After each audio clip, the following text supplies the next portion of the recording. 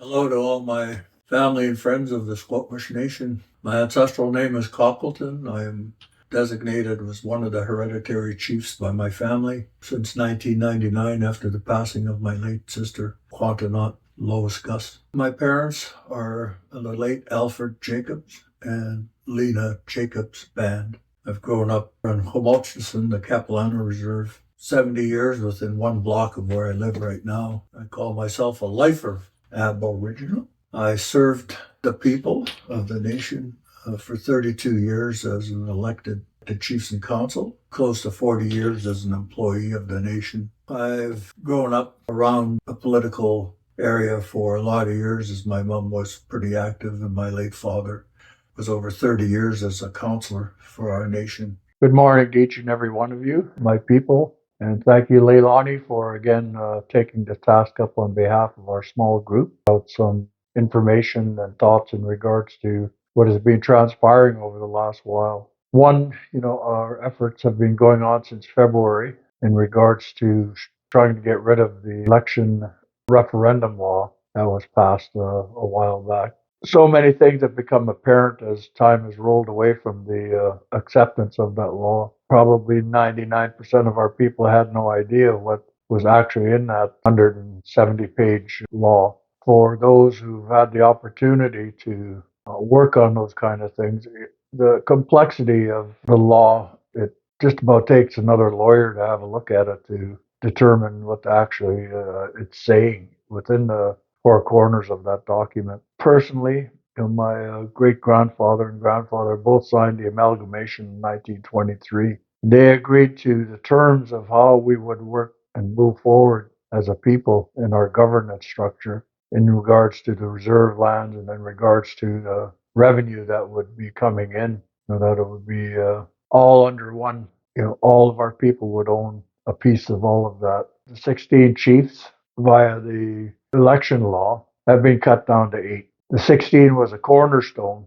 of the amalgamation, where it was 16 leaders in our community, the Siyams, who agreed to sign it, and all the others who signed it had agreed also to sign it. So it became a cornerstone of our nation, the Squamish Indian Band, as it turned out to be. The prayer of amalgamation requested the government, I guess, to really backstop the formation of our nation. To me, this has turned into a municipal style government where you can't even get in to see council anymore. When I was in there, we started during my time having one day a month for our members to come in and voice their issues to council and look for a resolution through the council. Now you can't even get in there. Nobody wants to talk to you, it seems to me.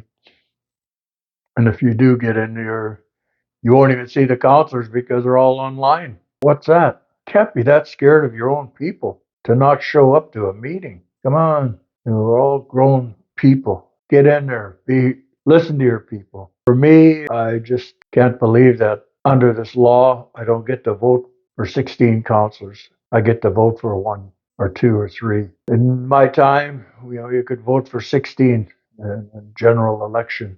That pretty much guaranteed that'd be a big spread of families within the governance, chiefs and council of our nation. That's another thing as well. They changed the logo. Our group had done over the last 20, 30 years. Got rid of the logo. They got rid of the name of Chiefs and Council, Squamish Nation Chiefs and Council. Now it's just council. So you can see what kind of respect is being given to the hereditary chiefs of our nation. That really bothers me. The makeup of all the councils I was on, all the families had members on council, in one form or another, whether it was your aunt, uncle, father, first cousin, whatever, all had representatives of the 16 original families. Now you get 3 family members, direct family members from one family who sit on council together within the structure of 8. That's dangerous. We can't have that. There should have been a by-election when the late Chief Dick Williams passed away. There should have been a by-election instead of putting in place the next candidate who came in 9th. I think that's atrocious. People should have had the ability to cast their ballots. Who do we want in there instead of just plopping somebody in there? For me, just in regards to the Electoral Referendum Law, there's a lot more to say on it. But there's so many things that are moving right now. We've got the membership code reviewed, we've got the language, we've got constitution, which I am also involved in. I think that's going to be such an important thing for our people going forward. We have not had one before. We had a lot of things that were done via custom.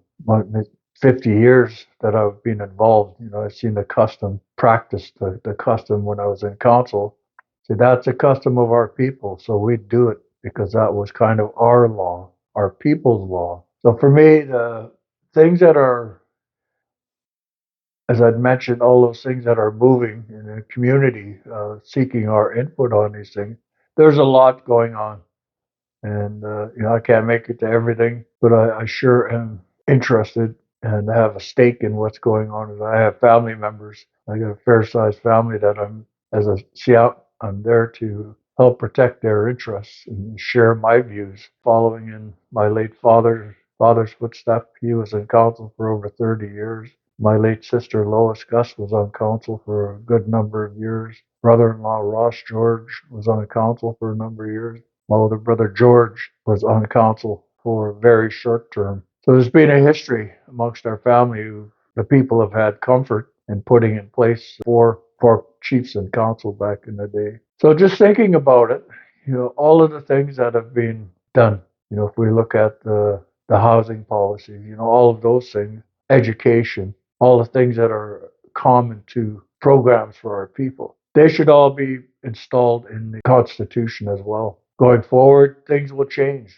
And obviously, what we're doing as a people need to change, just as it has been since my time in 1980, 81, getting on council. Things changed over time, but it was always for the betterment of the people. It wasn't just for Chief Gibby Jacobs or any of the other councillors, because we all believed in the same thing. We are there to serve the people.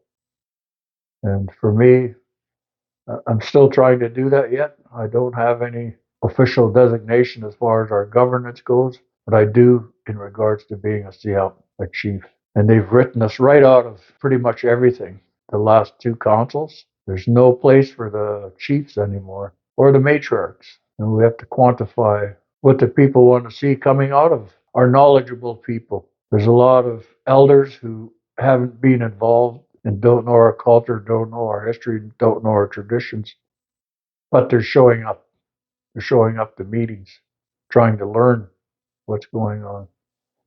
Now, I would hope that there would be across the board, those who don't know a lot would find somebody who they have comfort with and ask them, what is it about? And the last thing I want to mention, in all my years being on council, we had a lot of different members come to appeal to council to get funding for a higher education because there just wasn't the funding within the education budget. So we put a lot of money and invested a lot of money of our people's money into getting our people a higher and better education. And if you come to the meetings, and I hope many of you do, to any of the meetings, these are all important, that you won't see a lot of our people we put through for that higher and better education. They're not showing up to support the people who need the support. That really bothers me. Why aren't they showing up? They don't care? Don't have anything to say? Let's get with it. The hereditary chiefs, the same thing. In our small group who got this referendum going, there was only two chiefs who showed up consistently. There was others came once or twice and then they disappeared. So I'm very troubled by our Siyams not showing up. Maybe they had a lot of reasons why. Maybe they don't like certain people within what we're doing, but it's for the people. It's not for us as individuals. So let's get it together, become one again. It wasn't too long ago our people were really, really strong advocates for one another. That's changed drastically over the last 10 years, wherein councillors are now worried about their fulfilling their platform as opposed to thinking, well, what's going to be good for the people this term of council? What are the priorities we're going to work on collectively? Now it just seems from the top down, things are dictated. This is what we're going to do. That's wrong. You look at Trump doing that now. It's a horrible place for the people to be. Again, thank you, Leilani, for being the recorder of those of us who've been involved in this electoral referendum law review and hopefully great amendments. So thank you. Hereditary Chief Gibby, would you like to speak at all about some people's, whether they're employees or people on council, that are fearful to step forward because of the current atmosphere within council? Yeah, I hadn't thought of that in a while, but certainly thank you for reminding me that our staff aren't even allowed to go to the community meetings anymore, nor if they have an opinion, to voice their opinion on what it is that's being worked on. That's wrong. They are still Squamish people. They have the right to say what they need to say for the better government and the better lives for our people. Another thing that really bothers me is when these meetings are going on, you'll be lucky to find one or two brave staff members who've come. As a matter of fact, a lot of our staff members who we'd had employed with our nation for 20, 30, 40 years when this council before this one came into power, a lot of them resigned or they were feared of getting released from their job duties and losing all the benefits they'd accrued over that 20 and 30 years. So we lost a lot of corporate memory from the people who decided to pull the pin because they didn't want to lose their benefits that they'd accrued over those number of years. They need to be allowed. And I think we as a people, maybe one of these people's meetings, make a motion that our staff have a safety net around them that allows them to come in and share things that they know and things that they want to share in regards to the issues that are being spoken about in that particular meeting. Point, thank you.